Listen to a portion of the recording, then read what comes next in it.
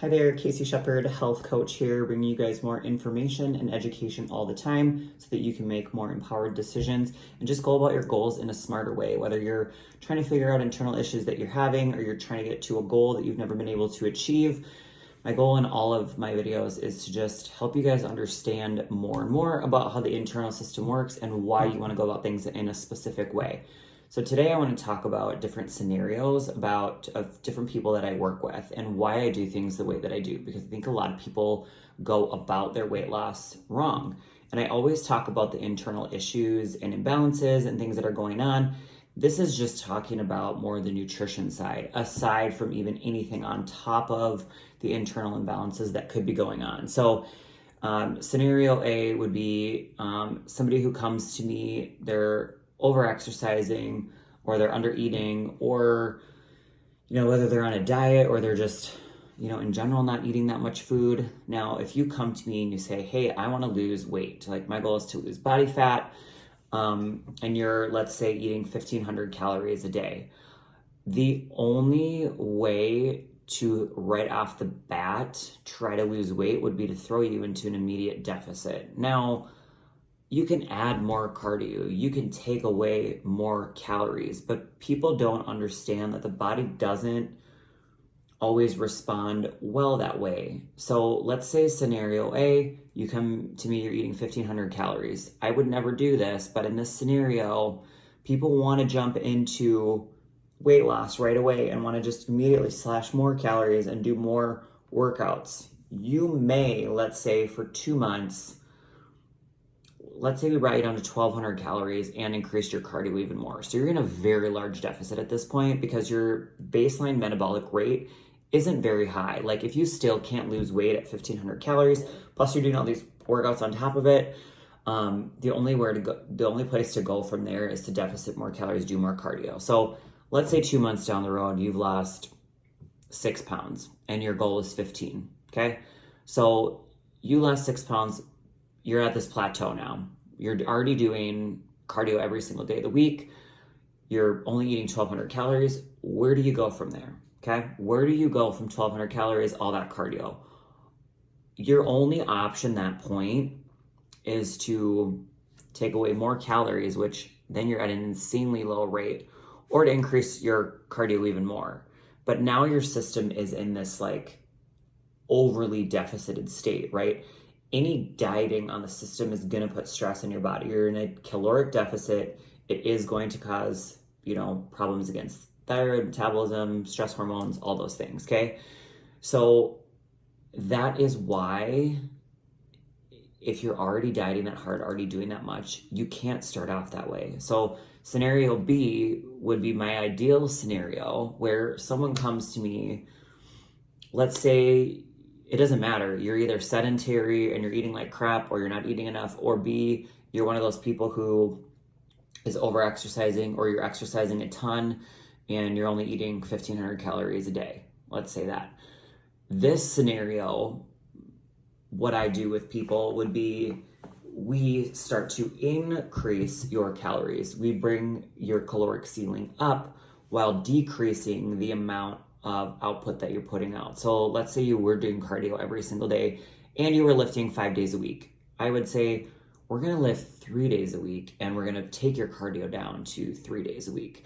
Okay. We're really minimizing the amount of exercise that you're doing. Plus we're going to start to increase those calories slowly. Okay.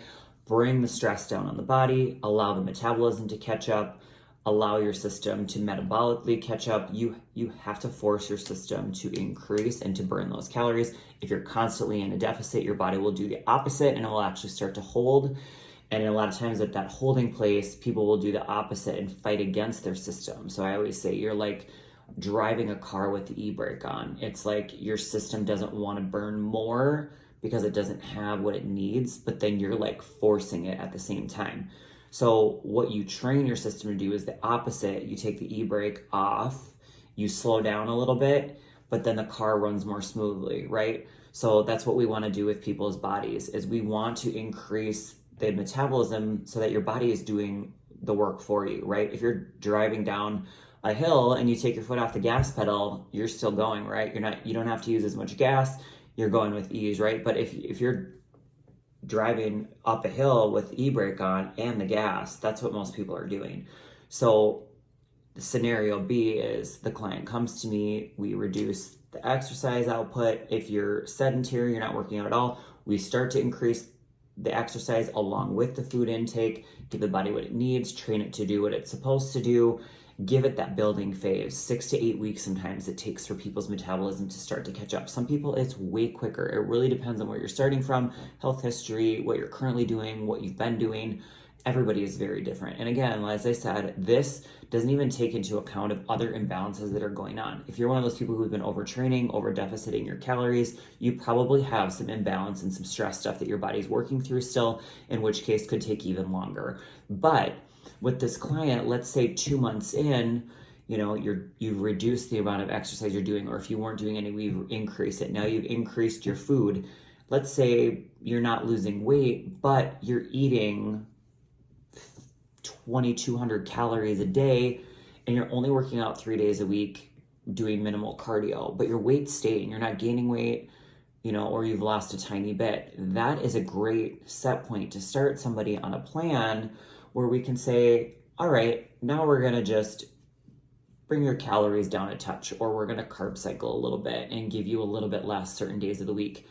Suddenly your body's used to burning. You take a little bit away. Now the body is in a deficit, but you're still eating enough to fuel your system. It's less stress on the body. Hormonally, you're in a better place.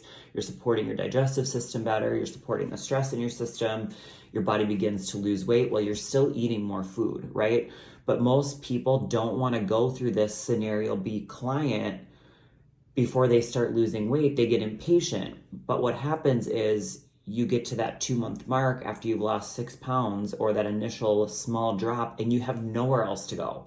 You cannot continue to make progress. With the scenario B client who took the time in the beginning to build up the metabolism, to bring the stress down, you have then set yourself up for success. You have set your system up so that it can continue to progress. There are so many more tricks in the bag, I like to call them, that you can pull out through the process to get to people to continue to make progress with that. So we start off by taking a little bit of a deficit out of your calories at the top. Well then, I'd still like to keep your intake up. Maybe next week we add in a third cardio session, but only add 20 more minutes. You are constantly allowing the body to have to adapt, and you are creating more of a deficit, but you have more room to work with. You're not at 1,000 calories driving your hormones into the ground and stressing your system out, because those people are the people who are on these chronic dieting cycles. They lost the weight, they got motivated enough to last a few months, they hit a plateau, they got frustrated, their body couldn't handle it anymore, it starts going the opposite direction, or you're so stressed out, you start getting that weight, etc., etc. So these are the vicious cycles that people go through, and the frustration as coaches of what we deal with when people come and they want to lose weight. They don't see that progress right away, and they just want to slash calories and do more cardio.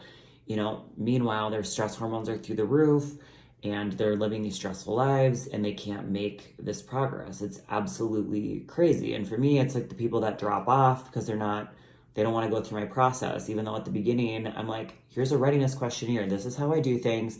This is how it's done. People agree, and then they're still frustrated on how the process is supposed to work. So I don't know whether you're really tracking your stuff or not. This is how I do it with my clients, but even for yourself, think about the place that you're at metabolically, how much you're actually working out, how much you're eating. All of those things play a huge role. And as always, please like, share, comment, subscribe to my channel. If you have specific questions on working with me one-on-one as a client, some people all around the country, my email is below, my website, my Instagram.